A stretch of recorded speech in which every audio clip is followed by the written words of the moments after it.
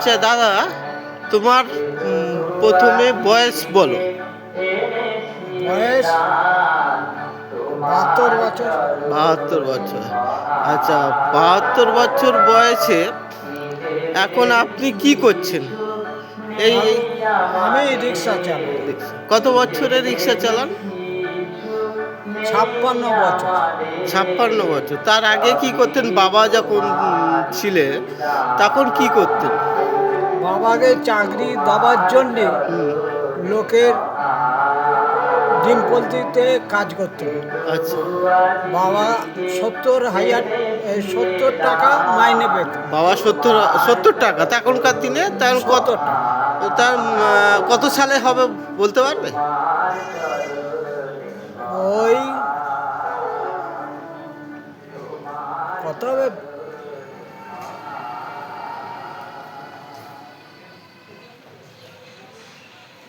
1982, 84, 85। আর 84 বছরে বাবা মৃত্যু হয়। 84 বছরে মৃত্যু হয়। তার আগে আর কি 60, 72, 60, 70-এর দিকে হবে, এরকম একটা হবে। 55 56 বছর। ও, 55, 56 বছর। তারপরে তো বাবা ওই অর্ধেক দিন যেত, অর্ধেক দিন যেত না। বলে আমার একটা গরু বইলে হ্যাঁ। আমি 100 টাকা পাই। আর আমি এই 70 টাকার জন্যে চাকরিতে রোজ সন্ধ্যা 8টার সময় হলে হলে আমি যাব, আর 5টার সময় আমার ছুটি। ছুটি। ও, আমি তুমি কি বাপের বড় ছেলে? আমি বাপের বড় ছেলে। বড় ছেলে হিসেবে তুমি কি করেছো? বড় ছেলে হিসেবে বাবাকে আমি যখন খাটতে পারতাম, এই 4টে করে ডাব নিয়ে ভাই বোনদের খাইয়ে দুইয়ে মানুষ করেছি। আচ্ছা, ডাব নিয়ে কোথায় গিয়েছিলেন তখন? টালিগঞ্জ। টালিগঞ্জ। তখন ডাবের দাম কত ছিল? ডাব এখানে কেনা আমাদের পড়তো 10 টাকা 100 ডাব। 10 টাকা, 100 টাকা টালিগঞ্জ নিয়ে বিক্রি করতে। তখন কত হতো? 25 পয়সা 30 পয়সা ডাব একটা। ডাব একটা। তারপরে কি করতে? তারপরে যখন খাওয়া অর্ধেক দিন হতো, অর্ধেক দিন হতো নি, 5 টাকা কিলো চাল হয়ে গেল। দীনবন্ধু পাট কেটে এনে ওখানে বোঝা সাইজে রেখেছে মাঠে। তা বাবা বলছে, বাবা কালকে আর খাওয়া হবে না। তখন আমি 12 বছর। 12 বছর বয়স। 12 বছর মানে বেশি বড় বয়স বড় তো নয়। তা বলছি, বাবা এই পাটের বোঝা অন্তত 200 বোঝা হবে। আচ্ছা, 200 বোঝা। বললো, তুই টেনে দিবি, তার পেটের জ্বালা করতে হবে। সবাইকে খাওয়াতে হবে, পেটে যাবে। ভাই বোন, কিছু কিছু ভাই বোন, ছোট ছোট ভাই বোন। 4টে বোন। 4টে বোনকে মানুষ করতে হয়েছিল তখনকার দিনে। 4টে আমি বিয়ে দিয়েছি। 4টে তুমি বিয়ে দিয়েছো? ওই ডাব বিক্রি করে রিক্সা চালিয়ে? রিক্সা চালে। রিক্সা চালিয়ে 4টে বোনকে বিয়ে দিয়েছেন। তারপরে তারপরে ভাই? ছোট ভাই টিপি হয়, টিভি হয়। রক্ত মুখ দিয়ে হালকা হালকা। আচ্ছা।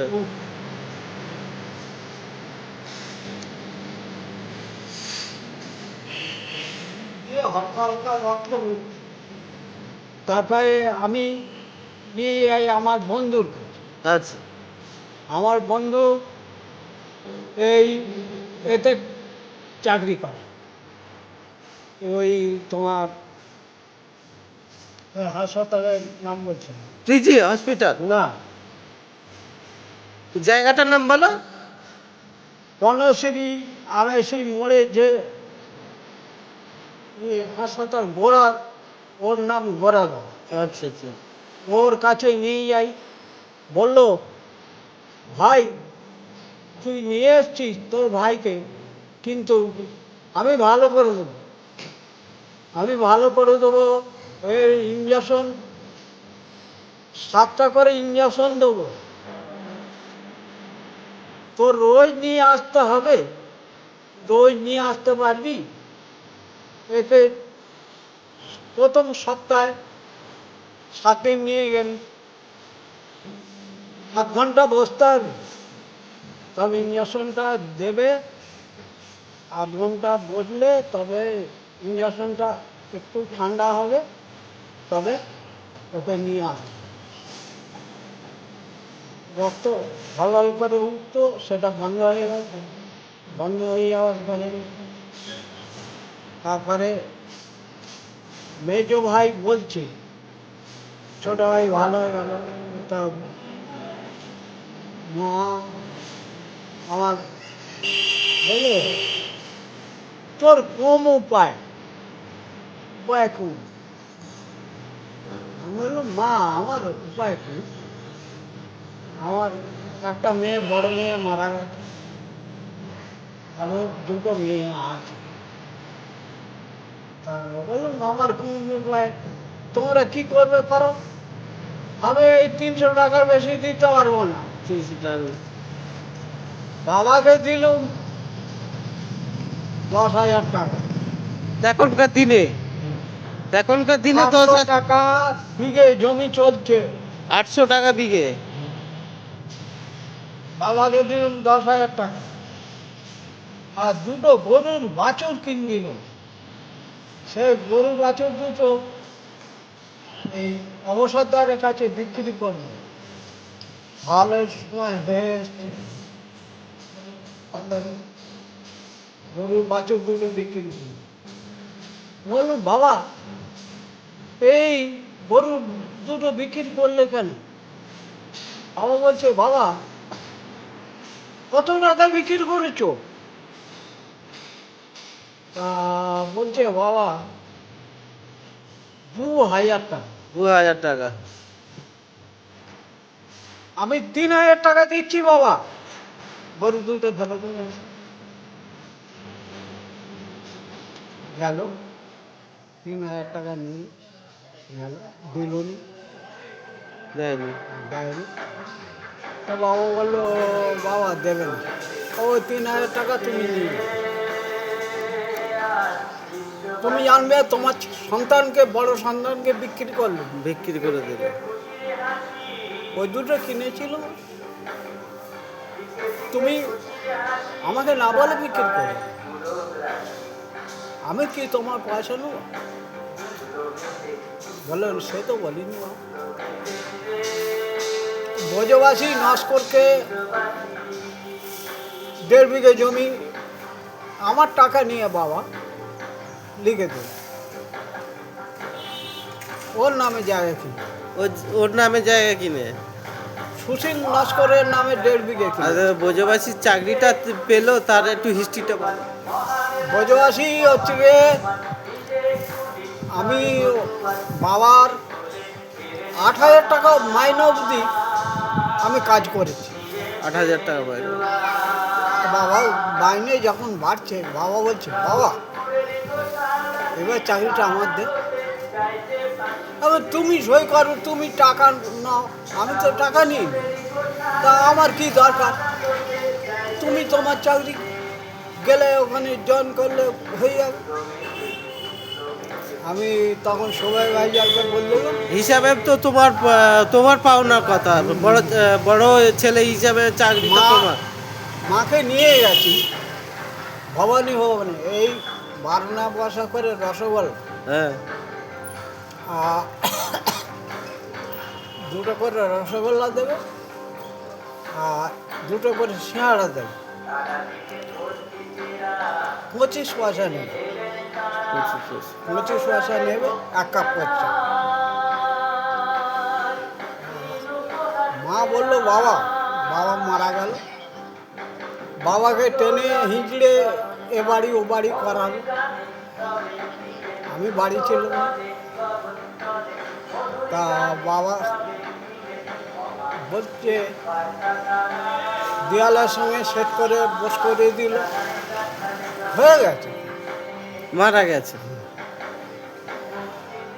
এমন সময় তোর বৌদি খবর নিয়ে যাচ্ছে যে বাবা মারা গেছে।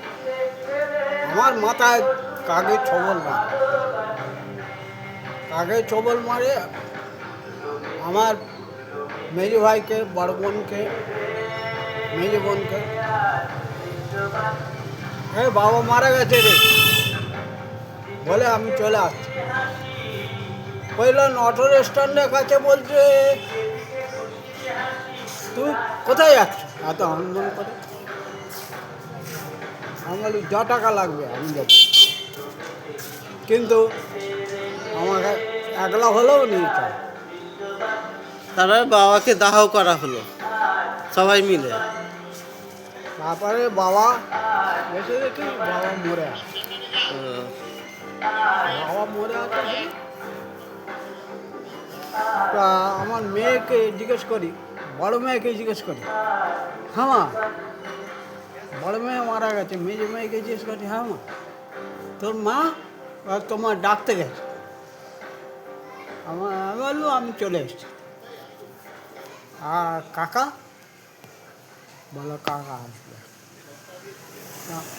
তোর মা গেলে আসবে, আমার কথা বিশ্বাস করবে। তারপরে বললো বাবা তুমি কিছু খেয়ে নাও। আমার মেয়ে বললো বাবা মারা গেছে আর কিছু খাবে? ঠিক আছে দাদা, তোমার নাম হচ্ছে অনিল নস্কর। আমি এই ইউটিউবেতে পাঠাচ্ছি দাদা তোমার জীবনের হিস্ট্রি। সবাইকে বলি একটু আরও হিস্ট্রি আছে। আর হয়ে যাবে, পরে হবে আবার পরে হবে, অনেক হয়ে গেছে। মাথা কম মেরেছে। হ্যাঁ আচ্ছা, মাথায় কোপ মেরেছে। বুঝে নস্কর ওই জায়গা অত পায় না। হয় না।